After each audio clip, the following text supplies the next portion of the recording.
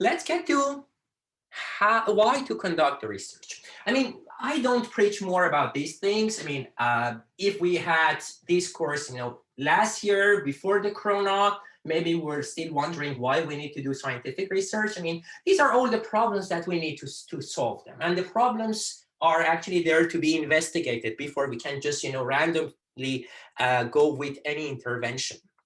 But then get more into the daily life.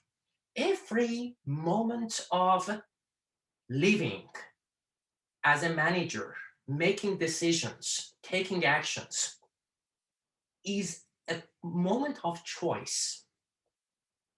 And for making a good choice, a good decision, we either know what to do, how to do, well, then we do it. But happens that very often we don't know what to do or how to do. I'm working as the junior or senior consultant at one of the consultancy organizations, and they asked me to prepare a report about the main drivers of the adoption, or the main challenges of our customers in working with these tools, or the main, let's say, factors of improving their systems. And if I don't know the answer, what do? Of course, first, I check if others already know that. If they know, then I only need to do research to search what they already found. But if happen that they also don't know the answer, then I do research. So research as a mentality is the oxygen of living in the intelligent world, in the world, in the life, in the work that we need to make constant decisions. And if you look at the way we actually make the decisions, it's not very often scientific. It's very much about guesswork, imitations of the others, random decisions. And of course, any skills you develop in terms of doing research is contributing to a little bit more improvement.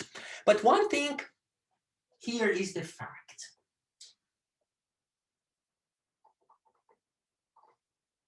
Look at this nice example. It's a very interesting study, not recent, actually back at least a couple of decades back time. This is from a book which is about political science. They wanted to know what makes some people predict certain events better than the others. So it's about making a prediction, whether or not someone will win in the election or some clash between the countries may happen. So what they did, they went to different groups of people. Each of them used different ways of doing research, doing investigation for their prediction. As you see in different regions on the figure. And depending on their ways of doing investigation, they had different levels of correctness, the vertical dimension, and different degree of precision or accuracy on the horizontal one.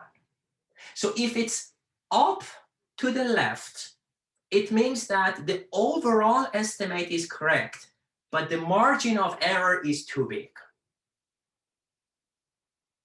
If it's right and then down, it means that they are actually sometimes saying correct answer, but very accurately.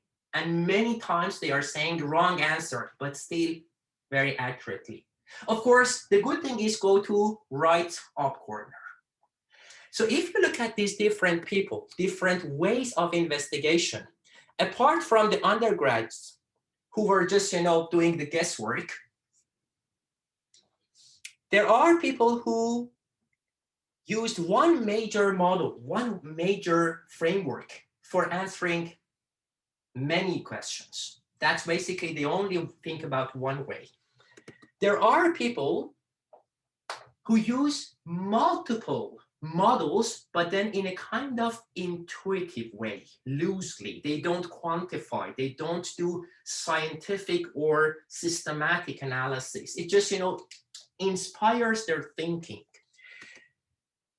There are people who are basically just using many random numbers.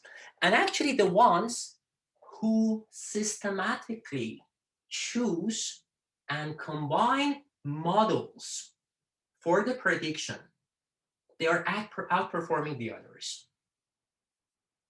Put it back in your work, put it back in your basically research that you are doing. So, couple of more points just to convince you that doing research is absolutely important, and the most important thing to do is about your career. If you want to become a good management consultant or DBI consultant, or even a good qualified expert in that domain, being able to do practical research is key. If you are putting your CV in the job market, make sure that you highlight, but don't overdo that. Then you will be appeared as a just scientific researcher. Highlight your research skills, the labels that you see here, capable to work with the data, analyze systematically, collect factual data, critical investigation. And if you hear from the managers, you often see that they are very much interested in these kind of profiles. The skills of doing scientific research. Highlight them, bring them into the job talk. And this is basically a bit more of the marketing. The skills that we need to get into skilled work positions. They have to do with the RDM. Are you convinced that RDM is now the most important course in your program?